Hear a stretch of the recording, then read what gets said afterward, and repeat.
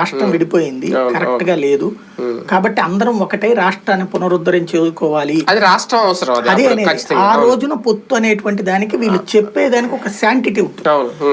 ఇప్పుడు ఏంటి, ఓన్లీ జగన్ ని గద్దె దించడం అన్నటువంటి కారణం మీద కూటమి తప్పించి, లేదా రాష్ట్రం పాడైపోతుందని చెప్పేటటువంటి కూటమి తప్పించి, వీళ్ళకి వీళ్ళు గెలవగలమన్న నమ్మకం ఉంటే అసలు కూటమి ఎందుకు కడతారు? అదే అంటున్నారంటే ఆ అవసరం ప్రజలకు ఉండదు కదా అంటున్నాను. అదే అనేది అటువంటిప్పుడు కూటమి ప్రయోజనాన్ని చూసి ఎంతవరకు ఇటువంటి సర్వేలను మనం శాంటిటీగా తీసుకోవాలి. అంటే సర్వేని ఆ బేసిస్ మీద లెక్కేసుకోకూడదు.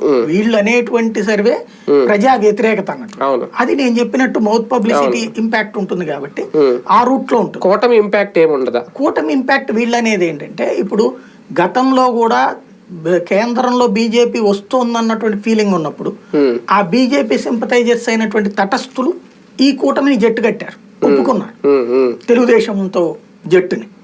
అట్లాగా వాజ్పేయి హయాంలో గెలిచారు 99లో, 2014లో మోడీ పేరుతో గెలిచారు. ఇప్పుడు మోడీ వస్తున్నాడు అన్నటువంటి ఇంపాక్ట్ తో ఆ తటస్థ ఓట్లు ఇటు పడతాయి అన్నటువంటిది. ఈ తటస్థ ఓటరు అన్నటువంటిది మోడీని చూసి ఓటేస్తారు, లేదా బీజేపీని చూసి ఓటేస్తారు, కానీ బీజేపీకి ఓటేరు. ఇక్కడ అసలు లాజిక్ అది.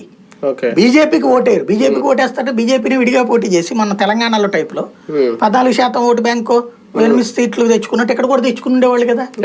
వీళ్ళు బీజేపీకి ఓటేరు, బీజేపీ గెలుస్తుంది తెలుగుదేశం పార్టీతో కలిసి అనుకున్నప్పుడు వేస్తున్నారు. అది ఇక్కడ ఉన్నటువంటి లాజిక్. అదే తెలుగుదేశం పార్టీ ఆలోచన కూడా. ఇంకోటి పవన్ కళ్యాణ్ ఇంపాక్ట్ 2014